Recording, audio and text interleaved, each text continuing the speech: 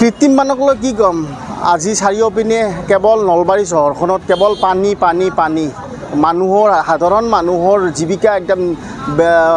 মানে অযথা গৈছে মানে আজি বিপদত পৰিছে কিয়নো এয়া চাওক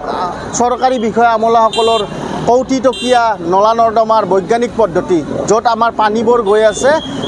নলাৰে যাব এৰি আমাৰ ৰাস্তাৰে গৈ আছে গতিকে আমি এই ক্ষেত্ৰত নলবাৰী পৌৰসভাৰ যে গাফিলতি হৈছে এইটো আমাৰ আজি নলবাৰী ৰাইজে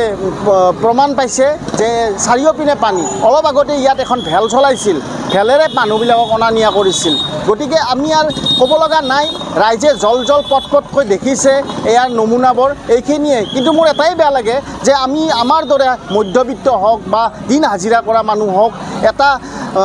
মানে 1 টকাৰ কাৰণে হ'লে আমি বাহিৰত ওলাই আহিব লাগে য'ত আমি এই সমস্যাৰ কাৰণে আজি 4 দিন 5 দিন ধৰি এনেকুৱা সমস্যাৰ কাৰণে আমি ক'তো একো কৰিব পৰা নাই আমি ধিক্কাৰ দিছোঁ আৰু সকীয়াই দিছোঁ যদি অনাগত দিনত এইবোৰ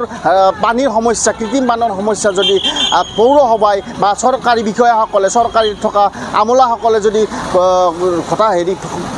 পৰিৱৰ্তন কৰিব নোৱাৰে তেনেহ'লে তেওঁলোকে এই পদৰ ইস্তফা দিয়ক